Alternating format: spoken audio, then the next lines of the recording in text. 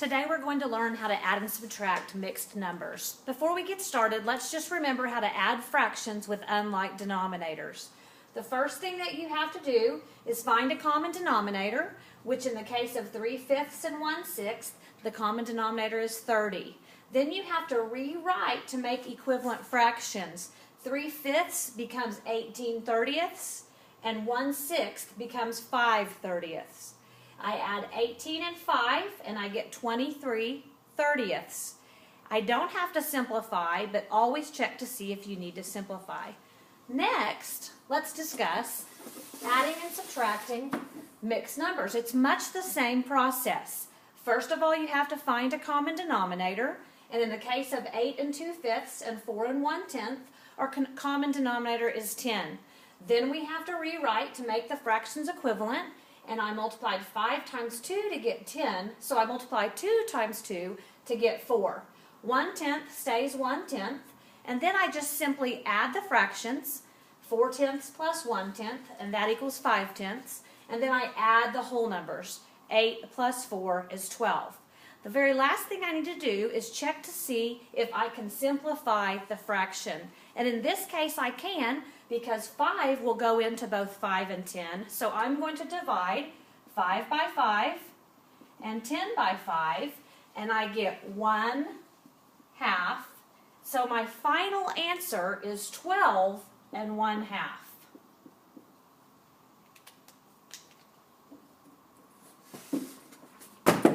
When you add mixed numbers, you may end up with an improper fraction within the mixed number. For instance, again, we come up with a common denominator, which is 10. We rewrite to make equivalent fractions. 2/5, 5 times 2 is 10, so 2 times 2 is 4.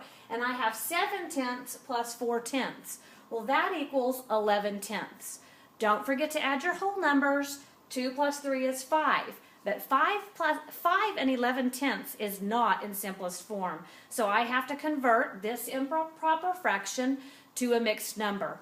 11 divided by 10 goes into 11 one whole time with 1 remaining. So 11/10 becomes 1 and 1/10.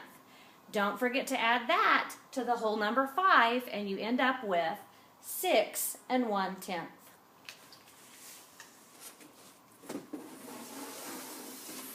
Subtracting mixed numbers works much the same way. Again, find a common denominator. In this case, it's 6. Rewrite so that you have equivalent fractions. 2/3 becomes 4/6. This stays 1/6, and then I subtract. 4/6 minus 1/6 equals 3/6, and I subtract my whole numbers. 6 minus 2 is 4. Again, the last thing you should check for is to see if your answer is in simplest form. 3/6 can be simplified, so divide both 3 and 6 by 3. 3 divided by 3 equals 1. 6 divided by 3 equals 2. So our final answer is 4 and 1/2.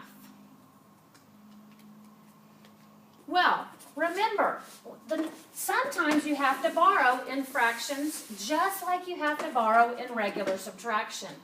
Sometimes you have to borrow one whole. So let's remember that there are many ways to write one whole. For instance, here are some of them. 8 out of 8. If I had a whole pizza cut into 8 pieces and I ate all 8 pieces, I ate one whole pizza. 4/4, 3/3, 10/10, 14/14. All of these are equivalent to one whole. And that's important to remember because we may have to borrow with our fractions. Here we have another subtracting mixed numbers problem. 6 and 5/8 minus 2 and 3/4. The first thing we need to do is find a common denominator, and in this case it is 8. And then we rewrite our fractions to make sure that they're equivalent to the original fraction, and in this case 5/8 stays 5/8, 3/4 becomes 6/8, and then we have trouble. I can't subtract 6 from 5, so I have to borrow 1 from the whole number. this is where it can get tricky.